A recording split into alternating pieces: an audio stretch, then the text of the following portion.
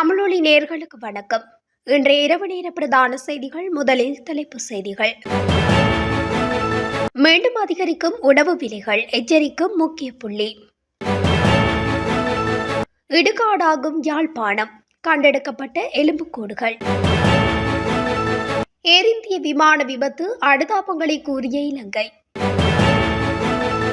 ஆயுர்வேத ஆணையாளர் மீது அசிட் வீச்சு, முன்னாள் ராணுவ வீரர் உள்ளிட்ட 2 30 வருட சிறை. 34 போலீஸ் அதிகாரிகளுக்கு உடனடி இடமாற்றம். வேன் விபத்தில் ஒருவர் பலி, 8 பேர் படுகாயம். வெளிநாடு பறந்தார் ரணில்.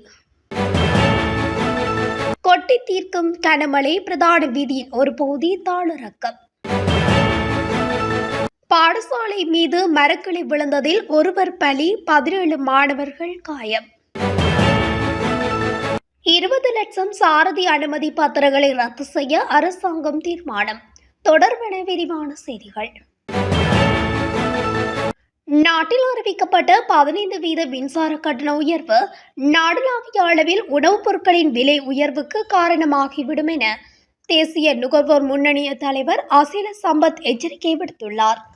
இன்று நடைபெற்ற ஊடகவியலாளர் சந்திப்பில் வைத்தே அவர் மேற்கண்டவாறு குறிப்பிட்டுள்ளார். மின்சாரம் பற்றிய அதிக செலவுகள் உணவு தயாரிப்பு மற்றும் விநியோக செலவுகளை நேரடியாக பாதிக்கும். இதன் விளைவாக அத்தியாவசிய பொருட்களின் விலை கடுமையாக உயரும். வாழ்க்கை செலவு ஏற்கனவே உயர்ந்துள்ள சூழலில் பல குடும்பங்கள் போஷாக் கூறுகளான உணவுகளை கொள்வனவு செய்ய முடியாத நிலைக்கு தள்ளப்பட்டுள்ளனர். இதன் விளைவாக அண்மையில் அதிகரித்து வரும் தொற்றா நோயாளர்கள் எண்ணிக்கையை மேலும் அதிகரித்த வண்ணம் உள்ளது. அரசாங்கம் விலை உயர்வுகளால் பொதுமக்கள் பாதிக்கப்படுவதை தடுக்க விலை கட்டுப்பாடுகள் கொண்டுவர திட்டமிட்டுள்ளதா என்பதை தெரிவிக்க வேண்டும். அரசாங்கம் உடனடியாக நடவடிக்கை எடுத்து அத்தியாவசிய பொருட்களின் விலைகளை கட்டுப்படுத்த வேண்டும். மேலும் கடந்த ஜனாதிபதி தேர்தலுக்கு முன் அரசாங்கம் அளித்த வாக்குறுதிகள் நிறைவேற்றப்படவில்லை என அவர் குற்றம் சுமத்தியுள்ளார். பொதுமக்களுக்கு இந்த விலை உயர்வு மூலமாக ஏற்பட்ட பாதிப்புகளுக்கு அரசாங்கம் விளக்கம் தர வேண்டும் என அவர் வலியுறுத்தியுள்ளார்.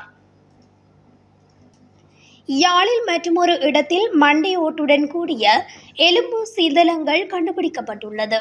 யாழ் கற்கோவலர் ராணுவ முகாமுக்கு அருகிலுள்ள காணிக்குள் இருந்து குறித்த சிதிலங்கள் மீட்கப்பட்டுள்ளன. குறித்த காணிக்குள் மனித மண்டையோட்டுடன் எலும்புகள் காணப்படுவதாக பருத்தித்துறை காவல்துறையினருக்கு தகவல் வழங்கப்பட்டுள்ளது. இதையடுத்து சம்பவ இடத்துக்கு சென்ற காவல்துறையினர் விசாரணைகளை முன்னெடுத்தனர். மேலும் யாழ்ப்பாணம் அரியாலை செம்மணி சித்துப்பாத்தி மயானத்தில் மனித மண்டையோட்டு உள்ளிட்ட உடலங்களின் பாகங்கள் அண்மையில் அடையாளம் காணப்பட்டு பாரிய அதிர்வலியை கிளப்பியிருந்தமை குறிப்பிடத்தக்கது. அகமதாபாத்தில் நிகழ்ந்த ஏர் இந்திய விமான விபத்தில் பல உயிர்கள் பலியானது குறித்து இலங்கை மிகுந்த அதிர்ச்சியும் கவலையும் அடைந்துள்ளதாக இலங்கை வெளியுறவு அமைச்சு தெரிவித்துள்ளது. இந்த அனர்த்தம் குறித்து இலங்கை வெளியுறவு அமைச்சு அறிக்கை ஒன்றை வெளியிட்டுள்ளது. வெளியுறவு அமைச்சகம் வெளியிட்டுள்ள அந்த அறிக்கையில் இந்த துயர சம்பவத்தால் பாதிக்கப்பட்டவர்களின் குடும்பத்தினருக்கு மனமார்ந்த இரங்கலை தெரிவித்துக் கொள்கின்றோம் என்றும் தெரிவிக்கப்பட்டுள்ளது. வடமத்திய மாகாண ஆயுர்வேத திணைக்களத்தின் முன்னாள் ஆணையாளர் மீது அசிட் வீச்சு தாக்குதல் நடத்தியதில் முழுமையாக பார்வை இழக்கச் செய்த குற்றச்சாட்டில் முன்னாள் ராணுவ வீரர் உட்பட 2 சந்தேக நபர்களுக்கு 30 ஆண்டுகள் கடூழிய சிறை தண்டனை விதிக்கப்பட்டுள்ளது. இந்த சம்பவம் தொடர்பாக 3 குற்றவாளிகள் 2013 பிப்ரவரி 28 கைது செய்யப்பட்டனர். அசிட் தாக்குதலில் முன்னாள் ஆணையாளர் குமார அல்விஸ் முகத்தில் அதிக காயங்களுக்குள்ளாகி அனுராதபுரம் போதனா வைத்தியசாலையில் அனுமதிக்கப்பட்டிருந்த நிலையில் முழுமையாக பார்வையிழந்தார். நாடு முழுவதும் உள்ள போலீஸ் நிலையங்களின் 34 போலீஸ் பரிசோதகர்களுக்கு உடனடி இடமாற்றம் வழங்கப்பட்டுள்ளது. பதில் போலீஸ் மாதிபர் பிரியந்த வீரசூரியவின் பணிப்பில் உடனடியாக நடைமுறைக்கு வரும் வகையில் இந்த இடமாற்றம் மேற்கொள்ளப்பட்டுள்ளது. அதன்படி 27 தலைமை போலீஸ் பரிசோதகர்களும் 7 போலீஸ் பரிசோதகர்களும் இடமாற்றம் செய்யப்பட்டுள்ளனர். கல்முனையிலிருந்து இப்பலோகம நோக்கி சென்ற வேன் ஒன்று வெகு கட்டுப்பாட்டை இழந்து இப்பலோகம சந்திக்கு அருகிலுள்ள ஒரு கோவிலின் சுவரில் மோதியதில் ஒருவர் உயிரிழந்துள்ளதுடன் 8 பேர் படுகாயமடைந்ததாகவும் இப்பலோகம போலீசார் தெரிவித்தனர்.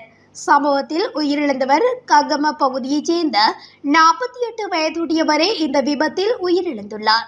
சம்பவத்தில் காயமடைந்தவர்கள் அனுராதபுரம் போதனா வைத்தியசாலையில் சேர்க்கப்பட்டுள்ளனர். முன்னாள் ஜனாதிபதி ரணில் விக்ரமசிங்க இன்று காலை ரஷ்யாவுக்கு பயணம் மேற்கொண்டுள்ளதாக தெரிவிக்கப்பட்டுள்ளது. அதன்படி ரணில் அங்கு சென்று ரஷ்யா செயின்ட் பீட்டர்ஸ்பர்கில் தங்க முடிவு செய்துள்ளதாக சுட்டிக்காட்டப்பட்டுள்ளது. அத்தோடு இந்த பயணத்தில் பல ஐரோப்பிய நாடுகளுக்கும் செல்லவுள்ளதாகவும் குறிப்பிடப்பட்டுள்ளது. மேலும் எதிர்வரும் 22ஆம் தேதி நாட்டுக்கு திரும்ப திட்டமிடப்பட்டுள்ளதாகவும் தெரிவிக்கப்பட்டுள்ளது. மலையக பகுதிகளில் தொடர்ந்து பெய்து வரும் கனமழை காரணமாக வட்டவளை அகரகந்த பிரதான வீதியின் ஒரு பகுதி சரிந்து விழுந்துள்ளதாக வட்டவளை காவல் நிலைய பொறுப்பதிகாரி சந்தன கமகே தெரிவித்துள்ளார். மேல் சபரகமுவ மத்திய தென் மற்றும் வடமேல் மாகாணங்களில் மழை அல்லது இடியுடன் கூடிய மழை பெய்யக்கூடும் என தெரிவிக்கப்பட்டுள்ளது. குறித்த விடயத்தை வளிமண்டலவியல் திணைக்களம் இன்று வெளியிட்டுள்ள அறிக்கையில் குறிப்பிட்டுள்ளது.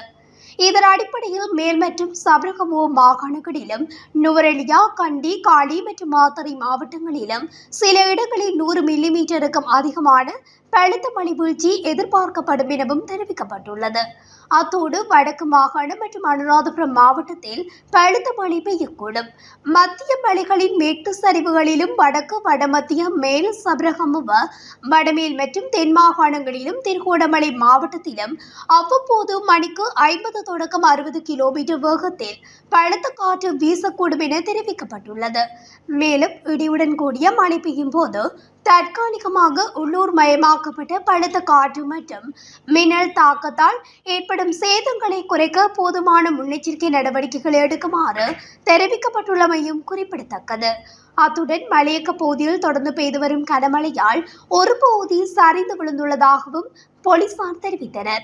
லொனக் தோட்டத்துக்கு செல்லும் வீதிக்கு அருகில் இந்த சரிவு ஏற்பட்டதாகவும் அந்த வீதியில் கனரக வாகன போக்குவரத்து முற்றிலுமாக நிறுத்தப்பட்டுள்ளதாகவும் அவர் குறிப்பிட்டுள்ளார்.